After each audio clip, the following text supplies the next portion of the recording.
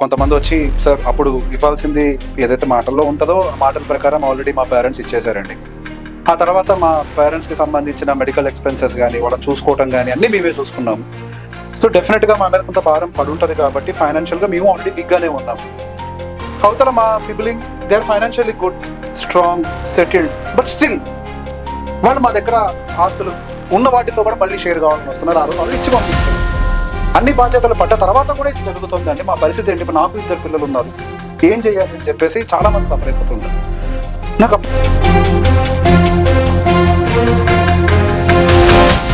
But లీగాలిటీగా మనం చూసుకున్నప్పుడు ఏంటంటే సమాన హక్కులు ఇద్దరు పిల్లలకి, జెండర్ బయాస్ ఇప్పుడు ఏం లేదు కదా, ఇద్దరు పిల్లలకి సమాన హక్కులు ఉంటాయి కాబట్టి కోర్టు బై డిఫాల్ట్గా ఇచ్చేస్తుంది. సో మొత్తం అంతా డ్యామేజ్ జరిగిన తర్వాత జరిగింది.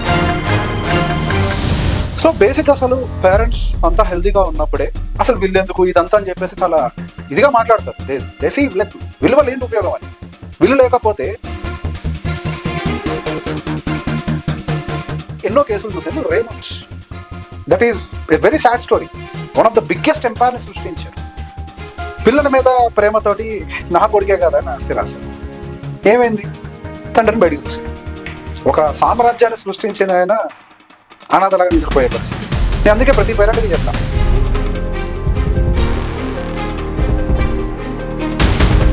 That is the reason. రీసెంట్గా మా తెలంగాణ గవర్నమెంట్ కూడా 15% of the your income if you don't give it your parents you're liable for everything. చాలా మంది ఏం చేస్తారంటే బిల్ రాస్తారు. I have seen such cases also. So first bill రాయండి. ఒకవేళ బిల్లు రాయకపోతే, బిల్లు రాయకుండానే కనుక మీరు ఎక్స్పైర్ అయితే వాళ్ళు నీ కుటుంబ సభ్యులే ప్రూవ్ చేసుకోవడానికి వాళ్ళు చదువుకోవాలి. ఇక్కడ ధర్మం, న్యాయం రెండు ఉంటాయి. న్యాయం ఏం చెప్తుంది అని అంటే చెరిసగం ఇవ్వాలని చెప్తుంది. అంటే ఏంటి? ఎత్తున్నోడికి పొడుగున్నోడికి మధ్య ఎత్తున్నవాడికి అందరికీ ఒకటే పీటే. వాడికి అవుతుంది కనపడుతుందా లేదా నాకు సంబంధం లేదు. అది న్యాయం. ధర్మం అంటే ఏంటి? పొట్టిగా ఉన్నవాడికి ఎత్తు పీటై, మధ్యంతర ఎత్తున్నవాడికి కొంచెం చిన్న పీటై, బాగా ఎత్తున్నవాడికి ఇంకా చిన్న పీటేసి ముగ్గురిని సమానం చేసి, ఏ తల్లిదండ్రులకి కావాలి ఈ సమానత్వం? ఇందాక నేను చెప్పినట్టుగా వాల్యూ పెరుగుతున్నట్టు.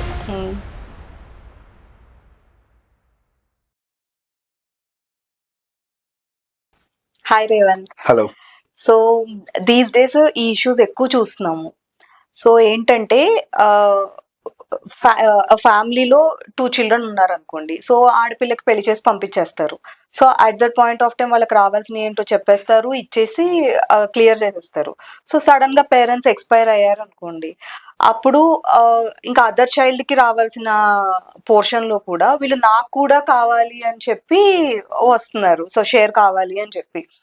సో మరి వచ్చేవాళ్ళు మన వాళ్ళే, మనం కాదు అని అనలేము. సో అసలు ఎలా హ్యాండిల్ చేయాలి ఈ సిచ్యువేషన్ ని?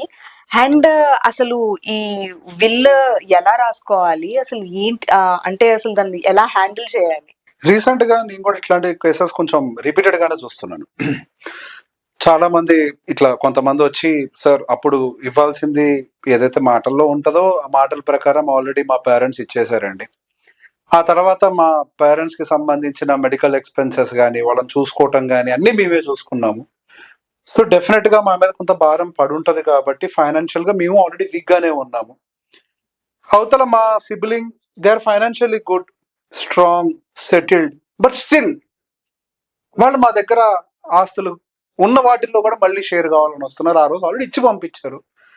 అన్ని బాధ్యతలు పడ్డ తర్వాత కూడా ఇది జరుగుతుందండి. మా పరిస్థితి ఏంటి? ఇప్పుడు నాకు 2 పిల్లలు ఉన్నారు, ఏం చేయాలి అని చెప్పేసి చాలా మంది సఫర్ అయిపోతూ ఉంటారు. నాకు అప్పుడే భగవద్గీతలో శ్రీకృష్ణుడు చెప్పిన ఒక మాట గుర్తొస్తూ ఉంటది.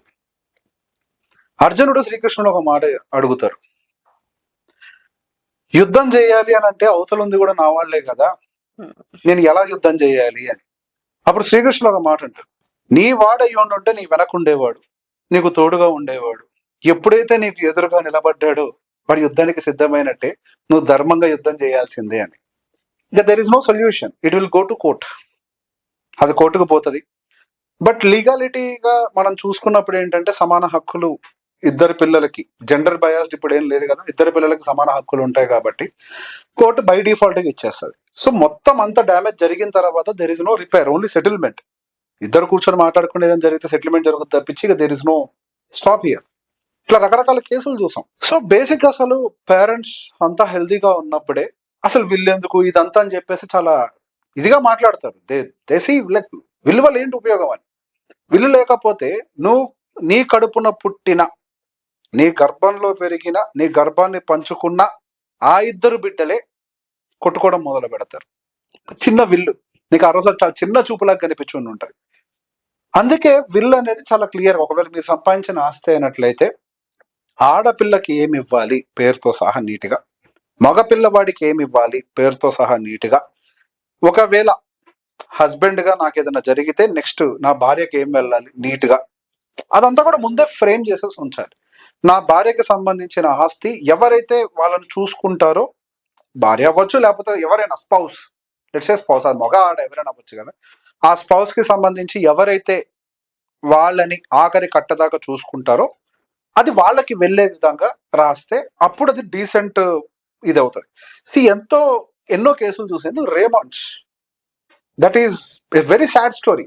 One of the biggest empire ని సృష్టించారు. పిల్లల మీద ప్రేమతోటి నా కొడుకే కదా అని ఆస్తి రాశాను.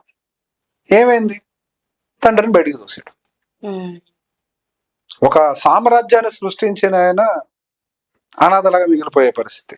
నేను అందుకే ప్రతి పేరెంట్కి చెప్తా, సార్ మైనర్ అకౌంట్స్ ఓపెన్ చేయొచ్చు కదా, మా పిల్లల పేరు మీద ఇన్వెస్ట్ చేస్తామంటే వద్దొద్దు, మీ డబ్బు మీ దగ్గర ఉంటేనే మీకు మర్యాద. ఎట్లాగో మీ తనంతరం వాళ్ళకే కదండి డబ్బు పోయేది, మరి మైనర్ అకౌంట్లు మేజర్ అకౌంట్లు వెళ్ళేందుకు? మీ డబ్బు మీ పేరు మీద ఇన్వెస్ట్ చేసుకొని విల్ రాసేయండి. That is the clean thing. ఎప్పుడైతే డబ్బు మీ దగ్గర ఉంటుందో మీకు ఆ మర్యాద ఉంటుంది. పిల్లల మీద పిల్లల మీద ప్రేమ ఉంటుంది, but the same time I strictly say అంత ప్రేమ వద్దు. ఒక్కసారి పెళ్ళై వాళ్ళు బయటికి వెళ్ళారు అని అంటే వాళ్ళు మీ కుటుంబం కాదు. వాళ్ళది ఒక కుటుంబంలో ఏర్పడిపోయినాయి. వాళ్ళ అవసరాలు, వాళ్ళ పరిస్థితులు వాళ్ళు రకరకాలుగా మారుస్తుంటాయి. మీది మీకుంటేనే మీ గర్వం, మీ గౌరవం. ఒకవేళ వాళ్ళు చూసినా చూడకపోయినా మీరు మనుషుని పెట్టలేనా చేయించుకోగలుగుతారు. That is the reason recent గా మన తెలంగాణ గవర్నమెంట్ కూడా 15% of the your income if you don't give it to your parents you are liable for everything. Government supreme court కూడా చెప్పింది, ఒక్కసారి ఆస్తులు ఇచ్చిన తర్వాత కూడా ఒకవేళ పెద్దవాళ్ళని చూసుకోకపోతే they have all rights to take that money back. పూర్తి స్థాయిలో, ఎందుకంటే అట్లా నేను జరుగుతున్నాయి థింగ్స్ హ్యాపెనింగ్. టాపిక్ ఎటో పోతుంది, let's come back to will. So ఏదైతే ఇవ్వాలి అనుకుంటున్నారు అనేది క్లియర్ గా ముందే విల్ రాసి, చాలా మంది ఏం చేస్తారంటే విల్ రాస్తారు కానీ దాన్ని రిజిస్టర్ చేయించరు. I have seen such cases also. Will రాసాక రిజిస్టర్ చేయించడం చాలా ఇంపార్టెంట్. రిజిస్టర్ చేయకపోతే ఆ విల్ కి ఎటువంటి వ్యాలిడిటీ ఉండదు. అరే విల్ రాసేస్తే అయిపోయింది కదా, మళ్ళీ ఆ తర్వాత డెసిషన్స్ అని మార్చుకోవాలంటే కష్టమా అని అంటే లేదు. You can change your will unlimited times. Okay, you can change your will.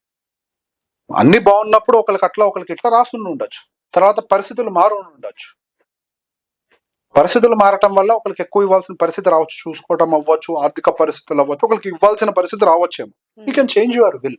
Okay, so n number of times, అది మీ చాయిస్.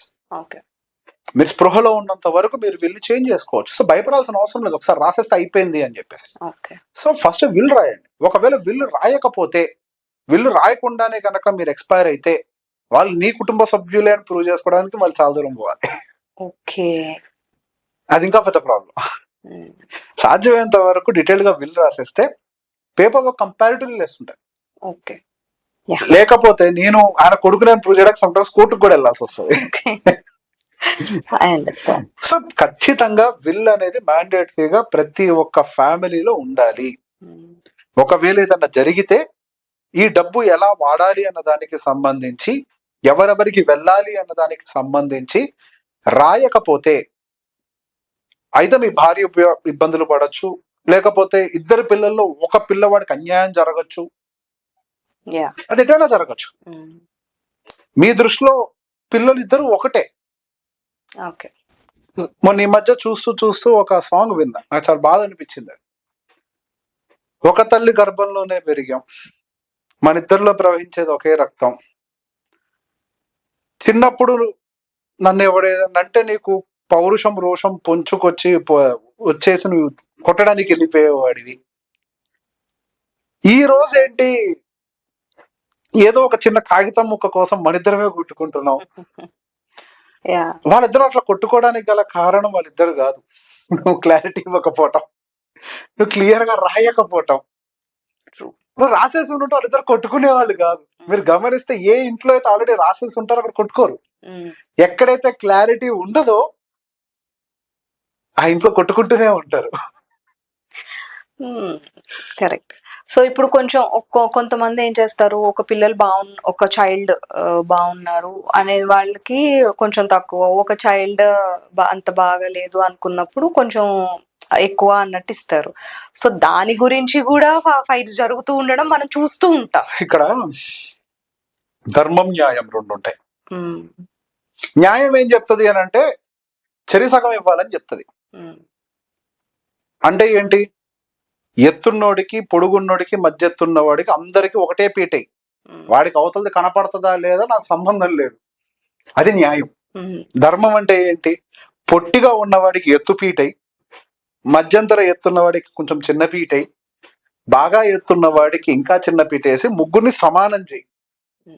ఏ తల్లిదండ్రులకైనా ఏం కావాలి, అందరూ సమానంగా ఉండాలి. ఆ సమానత్వం సమానంగా పంచితే రాదు. ఆ సమానత్వం పరిస్థితులకు అనుకూలంగా ఏది ఎవరికి కరెక్ట్ వాళ్ళకి ఇస్తే వస్తుంది. బాగా చదివి సంపాదించుకునే వాడికి రెంటల్ ఇన్కమ్ ప్రాపర్టీ ఎందుకు, వ్యవసాయ భూమి ఎందుకు, చేసుకోలేని వాడికి వ్యవసాయ భూమి తప్పేం లేదు, వాడికి చేతకాలేదు అని అంటే నో. ఒక్కొక్కరికి ఒక్కొక్క స్కిల్ సెట్ ఉంటుంది. Don't blame simply like that. చేతకాలేదన్న మాట, నీకు వచ్చింది కాబట్టి నువ్వేం తూపు కాదు, నీకు వర్కౌట్ అయింది అంతే. You're just lucky, just that doesn't mean he's bad. Point. ఆయనకి వ్యవసాయం చేసుకోవడం వచ్చు, వ్యవసాయ భూమి తీసుకొని నువ్వేం చేసుకుంటావు, వ్యవసాయ భూమి తీసుకొని ఇంకొకటి కౌలు ఇచ్చుకోవాలి నువ్వు. కానీ ఎలా ఫైట్ చేసుకుంటారు, దీని వాల్యూ ఎక్కువ దీని వాల్యూ తక్కువ, నాకు తక్కువ వాల్యూ వచ్చింది నీకు ఎక్కువ వాల్యూ వచ్చింది అని ఫైట్ చేసుకుంటారు. మళ్ళీ అక్కడ మీరు నన్ను సమానంగా చూడలేదని అంటారు మళ్ళీ. సమానత్వం ఇందాక నేను చెప్పినట్టుగా వాల్యూ బేసిస్ మీద ఉంటది. తండ్రి దృష్టిలో సమానత్వం అని అంటే ఇద్దరు ప్రాపర్ గా బతకగలుగుతారన్న దాంట్లో ఉంటది, కానీ దీని విలువ 1 కోటి దీని విలువ 80 లక్షలని కాదు. నీకు చదువు అప్పింది, ఆ 20 లక్షల మందం గ్యాప్, అంతకు మించిన డబ్బును నువ్వు సంపాదించుకోగలుగుతావు, కానీ వీడికి ఇది రాకపోతే వీడి కుటుంబం రోడ్డులో పడుతుంది. నా దృష్టిలో ఇద్దరు సమానంగా బతకాలని కోరుకుంటారు. ఇద్దరు ఒకే మంచం ఒకే కంచం ఒకే గర్భాన్ని పంచుకున్నప్పుడు నూలు పోగు ఎక్కువ పోతే నీ ఆస్తులను అరిగిపోతాయా కరిగిపోతాయా, నువ్వు రోడ్డున పడతావా? కాదు కదా, నూలు పోగే కదా. నీకు సమానంగా నీ అన్న ఉంటేనే కదా నీకు గౌరవం. నీ అన్న చినిగిన బని వేసుకొని తిరుగుతూ ఉంటే నీకు గౌరవమా? కాదు కదా. అన్నో తమ్ముడు హూఎవర్ ఇట్ ఇస్, నీ సిబ్లింగ్ సమానత్వంలో ఉండాలి కదా. థ్యాంక్ యూ రేవంత్ గారు. Most welcome.